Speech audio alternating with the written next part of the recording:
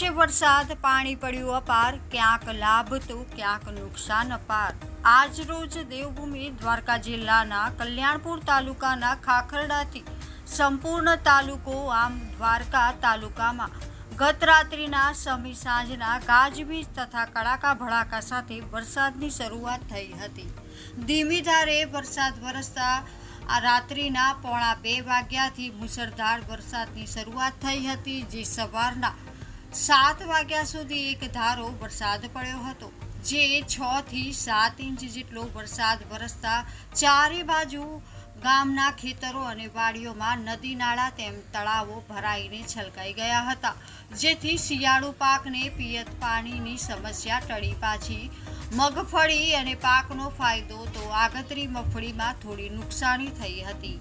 આમ ક્યાંક હરખ તો ક્યાંક શોકનો માહોલ છવાયો હતો, જેથી નવરાત્રિના ખેલૈયાઓને પણ મજા બગડી હતી। આયોજકોને લાખો રૂપિયાનું નુકસાન થયું હતું। આમ તો વરસાદના કારણે સર્વત્ર જગ્યાએ ભગવાનને માનવીઓને જુદા જુદા રંગ બતાવ્યા હતા।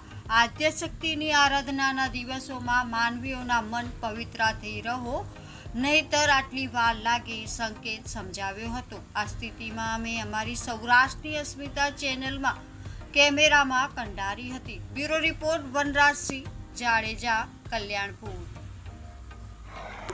હું સૌરાષ્ટ્રની અસ્મિતા જાડેજા, વનરાજસિંહ, કલ્યાણપુર। આપણે અત્યારે આ જે નજારો જોઈ રહ્યા છો એ ખાખડા ગામના ખારાના ડેમનો છે।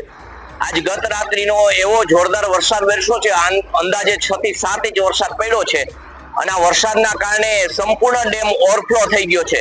ખેડૂતોને આવનાર સમયની અંદર ખરીફ પાકની અંદર જે ચિંતા હતી, જે શિયાળુ પાકની, એ સિંચાઈના પાણીનું ભગવાને પ્રબંધ કરી દીધો છે અને આવનાર સમયની અંદર કોઈ પણ પાણીની સમસ્યા થાય એવું ભગવાનને ખેડૂત માટે રહેવા દીધું નથી।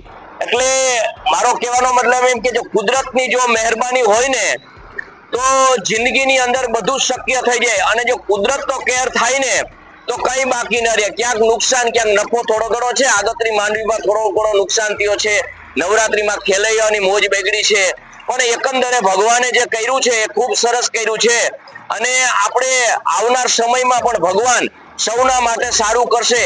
સૌરાષ્ટ્રની અસ્મિતા જાડેજા, વનરાજસિંહ, કલ્યાણપુર।